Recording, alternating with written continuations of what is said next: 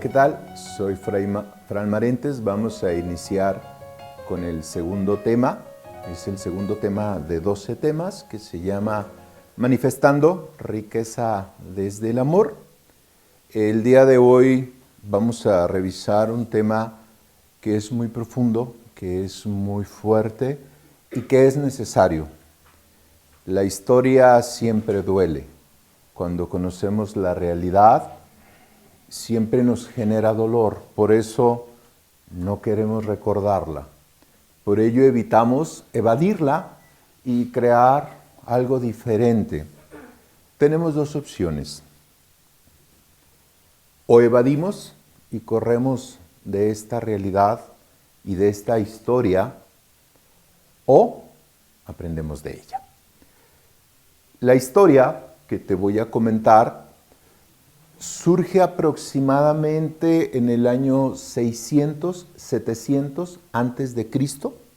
Esto sucedió a nivel mundial. Voy a hacer una especificación exclusiva para América Latina, para México. ¿Qué fue lo que nos sucedió? Yo cuando empiezo a descubrir esta historia, la misma reacción fue: mejor la dejamos y este tema no hablamos y vamos a platicar otra cosa. Y si estamos hablando de riqueza, me dicen, o vives la verdad o vives la mentira. No hay más opciones. ¿Qué sucedió en este ciclo que te estoy hablando en la historia? Y lo puedes cotejar. El señor Google ya conoce todo y lo que le preguntes te va a dar información sobre esto. En esta época, la humanidad se vivía en un proceso que algunos le llaman matriarcado.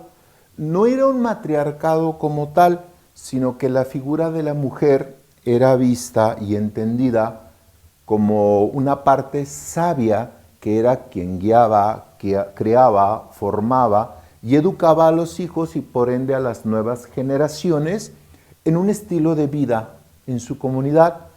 No es religiosidad, no es espiritualidad, sino vamos a sustentar nuestro desarrollo como seres humanos. Entonces, los conquistadores, con estas ganas de poder, no podían hacerlo, no lo lograban. El hombre era quien generaba un poco de recursos, la mujer era quien guiaba, administraba y cuidaba. Entonces empezaron a quitar a los hombres, empezaron a matar a los hombres, empezaron a asesinarlos, a secuestrarlos, para tener poder y control. Al llegar sobre estas comunidades de mujeres, pues llegaron a violarlas, a secuestrarlas, pero jamás violaron ni secuestraron sus ideales. Entonces dijeron, esto no nos va a funcionar. Entonces, por ahí un viejo adagio romano que versa, divide y vencerás. Lo que hicieron fue empezar a secuestrar a los niños. Los empezaron a secuestrar y desde muy pequeños los empezaron a educar en una tradición diferente. Muchas madres empezaron a luchar por ellos. Si lees la historia, vas a ver muchísimas mujeres que estuvieron guiando y formando una nueva reforma, un estilo de vida diferente. Pero empezaron a seguir haciéndolo con los niños. Y desde pequeños los entrenaban como sicarios, como asesinos, como secuestradores, como depredadores. Entonces se empezaron a dar nuevas generaciones de estas mujeres sabias, de estas abuelas que nos enseñan nuestros ancestros. Empezaron a engendrar hijos productos de esta violación y eran nuevamente retenidos y eran extraídos de sus comunidades en esta historia misma y se fue perpetuando esto hasta que hubo un momento en que la sociedad como tal cambió. Eran hijos que no tenían raíces, no tenían papá, no tenían mamá, no lo conocían y se sentían en esta orfandad, con esta falta de una mamá que guiara, que formara, un padre que amara, que paternara, que cuidara, porque no solamente es maternar, sino también paternar. La figura masculina empezó a verse como una figura autoritaria. La mujer empezó a ser vista como un objeto sexual. Curiosamente se violaba a las mujeres, no a los hombres. Curiosamente en la historia, a la mujer se empezó a recluir, se le empezó a condenar, se le empezó a señalar y comenzaron a dividirse. Estas nuevas generaciones que comenzaron a surgir en la época que te estoy manifestando, bueno, había una total pérdida, una ausencia, esta sensación de orfandad, extrañando, deseando siempre el lugar porque vivían en una comunidad que no era la suya, donde no eran arropados, donde no eran protegidos. Empezaron a formar esclavos, y lo que necesitas de un esclavo es que no piense. Y lo que necesitas de un esclavo es que esté confundido. Y lo que necesitas de un esclavo es que no tenga voluntad propia. Entonces, esto se empezó a hacer y se empezó a representar. Las mujeres extrañaban su estilo de vida, empezaron a reunirse en secreto y les empezaron a llamar brujas. Que bruja significa mujer sabia. Entonces ellas empezaron a estar en oculto y rescatar a otro hijo que a lo mejor biológicamente no era de ello, pero tenía acceso. Las empiezan a descubrir, las empiezan a quemar vivas y dijeron, tenemos que hacer algo más fuerte, porque ellas se siguen reuniendo, ellas siguen teniendo poder, ellas siguen convocando, ellas siguen maternando y al amamantar crean un vínculo sagrado entre la mamá, aunque no sea biológica, y este niño. Entonces, ¿qué hicieron? Vamos a destruir a la mujer con la misma mujer. ¿Cómo? Empezaron a crear la división entre ellas. Oye, ¿te das cuenta que fulanita no vive de acuerdo a un dogma, a una doctrina? Oye, ¿te das cuenta que sutanita piensa diferente a nosotros? Oye, ¿te das cuenta que empezaron a señalarlas? La problemática es que la mujer comenzó a criticar y a censurar a la propia mujer. Ese fue el golpe más fuerte. No era importante que hubieran matado a sus esposos, que hubieran secuestrado a sus hijos, sino secuestraron la propia creencia de la mujer en la mujer. Y la mujer empezó a quedar recluida. Quedó a empezar aparte. Se le prohibía la entrada a la academia o al conocimiento. Se le censuraba por lo que hacía. Se empezó a decir que la menstruación era algo sucio, que no debía de hablarse de eso, que los hijos no tenían padres, no tenían educación, no tenían formación. ¿Te suena esta historia? Y la mujer empezó a censurarse. Y se ve mal, se ve gorda, no está alineada. La mujer se volvió el lobo de la propia mujer. Se empezó a dividir. Se le olvidó la enseñanza de los ancestros, de los abuelos. ¿Y qué crees que pasaron con sus nuevos hijos? Se empezó a señalar que la mujer era mala, que no debías de escucharla, que estaba generando división, que quería destruirte, que era una mujer que venía de otras comunidades, que no era una comunidad propia. Y eso empezó a prostituir las creencias. Lo más fuerte es que la mujer dejó de creer en ella. Y por consiguiente, cuando una mujer comenzaba a creer en ella, la censuraban. Ellas mismas la castigaban, la señalaban, la apartaban, la reprimían. Llega hace un poquito más de 500 años, la evangelización en México, en América Latina. ¿Y qué crees que sucedió? Exactamente lo mismo. Y esto comenzó a repetirse. En psicología hay un término que llamamos huellas némicas. ¿Qué es una huella némica? Así como tenemos herencia de papá, de mamá, de abuelos, de bisabuelos, incluso físicamente, las huellas némicas es la herencia en tu conducta y en tu forma de interactuar. Yo recuerdo alguna vez que estaban para diciembre haciendo tamales, mi mamá comienza a ver a mi sobrina y comienza a llorar. Y le digo, ¿por qué lloras? Dice, es que lo hace exactamente como lo hacía tu bisabuela. Y ella jamás la conoció, no conocía a mi bisabuela yo, menos mi sobrina. ¿Qué quiere decir?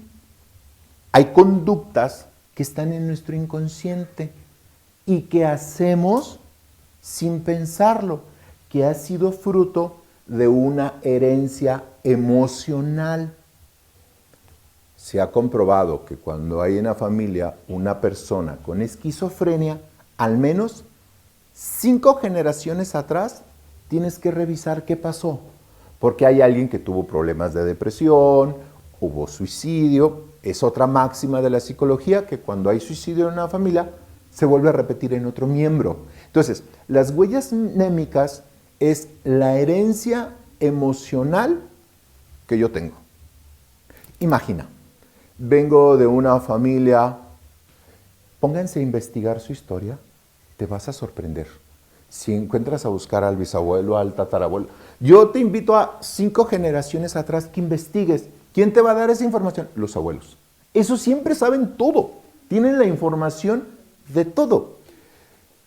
Si vengo de una familia, por ejemplo, de divorcios, de suicidios, de alcoholismo, de depresiones, de baja autoestima, de carencia total de recursos económicos, ¿qué crees que voy a heredar? Esta es la herencia, esta es una carga emocional con la que llego a este hermoso planeta azul llamado Tierra. ¿Qué voy a hacer? Repetir los patrones conscientes o inconscientes que yo viví. Un ejemplo muy clásico. A lo mejor detestaba a mi mamá que me decía, no te levantas hasta que te tomes la sopa. ¿Y qué crees que hago con mis hijos? Lo mismo. En psicología le llamamos repetición a la compulsión.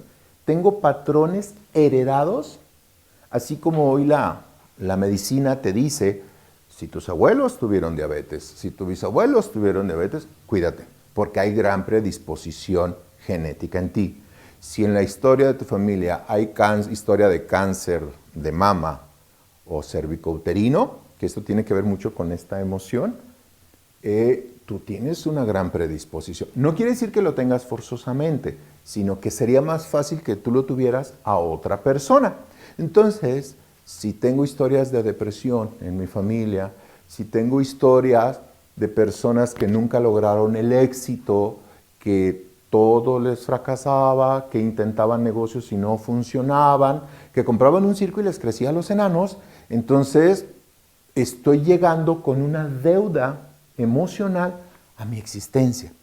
Agrégale crianza, sociedad, educación, religión, introyectos, culpas, vergüenza. De milagro sobrevivimos.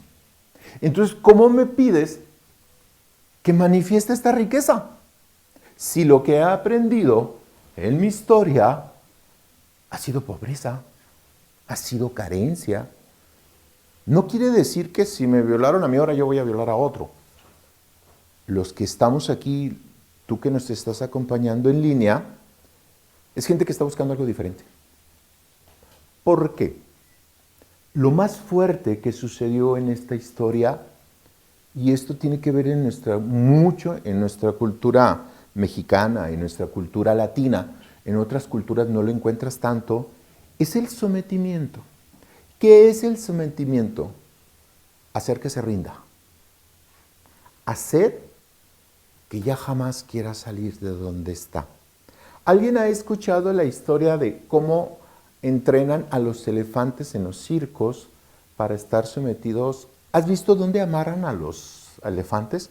Es una alcayata, será 1 metro, que la entierran en tierra total, o sea, no está pavimentado, con una cadena le ponen un grillete a la patita y no se mueve. ¿Cómo hacen esto? ¿Alguien sabe cómo lo hace?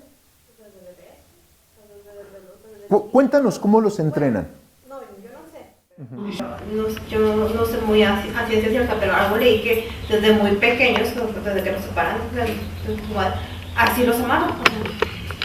Se llama condicionamiento operante en la psicología. ¿Qué hacen? Cogen a un elefante muy bebé, muy bebé, lo atan a esta misma alcayata de 1 metro de profundidad, le ponen un grillete, una cadena. En el allá y en el entonces a este elefante no puede y se estira para querer salir y liberarse y no lo logra y lo intenta y lo intenta y lo intenta. Imagina, lo amarran todos los días, lo encadenan todo el día o gran parte del día. ¿Qué sucede? El elefante comienza a crecer y como siempre está encadenado, llega un momento en que cree que ya no puede. Y ya cuando llega en edades adultas, es hasta risorio, porque es cuestión que el elefante moviera una sola de sus patas y hasta el circo te tumba. Pero como ha sido sometido, ¿qué es el sometimiento? Vencerte y que tú te sientas y te vivas vencido. ¿Qué quiere decir? Que no intentes más. Imagina el hámster que está en esta rueda corriendo. Yo creo que ha de decir, ya tengo 10 años corriendo, he de ir súper lejísimo. Lo bajas y está en el mismo lugar. Eso sucedió con nosotros. Nos enseñaron que había una carencia, que el dinero cuesta, que no voy a poder alcanzarlo, que tengo que esforzarme, que tengo que luchar, que tengo que sacrificarme, que si tengo dinero, tengo que abandonar a la familia. Fíjate hoy nuestro nuevo sistema moderno de esclavitud. Me vuelvo workaholic o adicto al trabajo, permanezco en el trabajo 8, 10, 12 horas.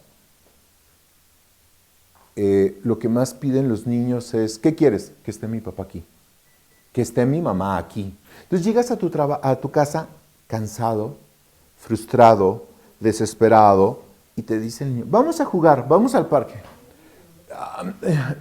Ya no hay energía. Y luego llegas y tienes la historia y el récord de todos los pagos que tienes que hacer. Volteas a ver tu bolsillo y dices, ¿cómo le voy a hacer? Entonces, tengo que generar otro trabajo. Ahora voy a trabajar en la noche y ahora tengo que hacer...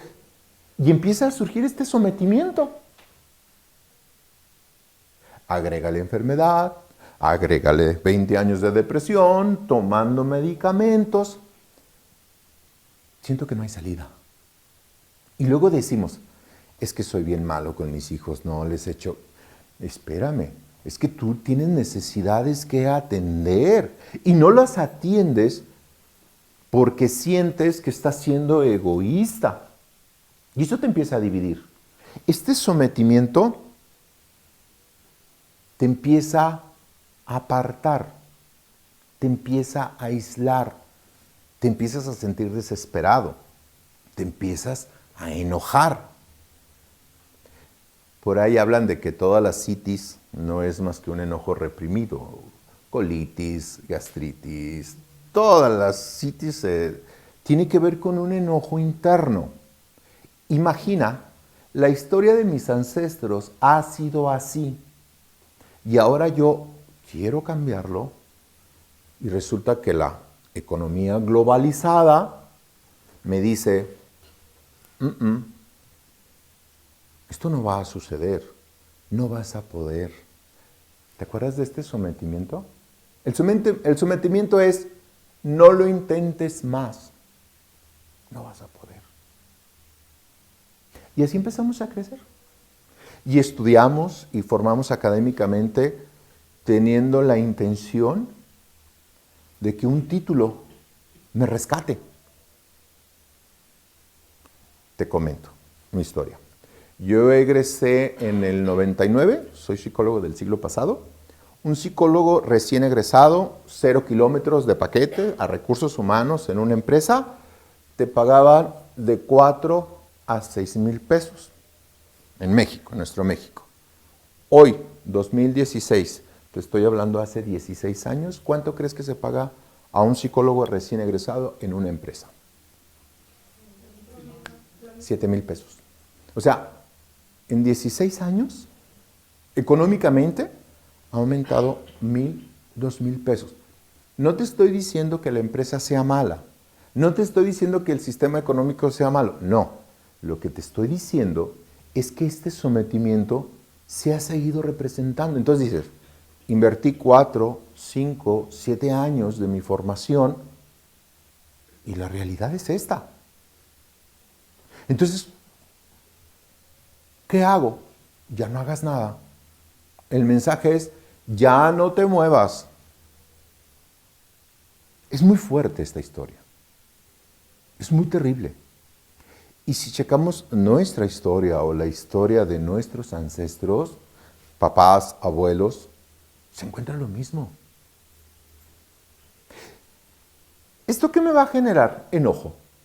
Muy enojado con Dios, es la verdad, porque digo, es que este Dios me abandonó. Estoy enojado con mi sociedad, con mi gobierno, con mi religión, con mi gente, con mi familia y conmigo. ¿Esto qué hace? Este sometimiento te empieza a enfermar. Te empieza a enfermar. Yo cuando leí la historia del dragón de Komodo, es uno de los animales que existen aún en nuestro planeta, en la isla de Komodo. Son animales de gran poder, son animales que la saliva es la que te mata porque te infecta con las bacterias que tiene. Y cuando pelean entre ellos, entre los machos para el dominio territorial, la forma en que se han vencido no se matan. Lo que hacen es que uno se sube encima del lomo del otro animal y con eso ya ha ganado. Cuando lo logra hacer, el otro, el que ha perdido, tiene que desterrarse porque vive en la vergüenza. Por eso a mí me gusta más el término en inglés que es surrender, el sometimiento, es estoy sobre de ti. Y como soy tan benévolo, te voy a dejar vivir. Pero vas a estar auspiciado de vergüenza, de culpa y sometido a mi poder. ¡Qué fuerte! Y luego llega el loco de Fran Marentes y nos dice, vamos a manifestar riquezas. ¿Cómo? Esto es una mentira. Esto no puede suceder. Se nos olvidó quiénes somos. Se nos olvidó lo que somos por el hecho de existir. Me perdí en el dolor, porque tenía que comer, porque tenía que permanecer vivo. Eso me fue enfermando. Y lo más fuerte, me dividió, me hizo creer que el otro está loco y me hizo sentir que yo no podía. Me sentí en la orfandad, me sentí abandonado por el cielo, me sentí abandonado por Dios. Sentí que mi familia, esta historia que me contaban de que tu familia siempre va a estar contigo y siempre te va a apoyar, no es cierto. Y ya no nos dejaron ni llorar, porque era malo, porque no deberías de hacer eso. Pero estamos muy enojados, estamos muy frustrados, nos sentimos en esta misma orfandad. Imagina lo que es sentir que a cada momento eres perseguido, señalado, enjuiciado y castigado. Y nos empezaron a hablar de un Dios que nos castigaba. Que no es cierto. Ya vimos que este Dios es amor y nos ama. Y nos da todo.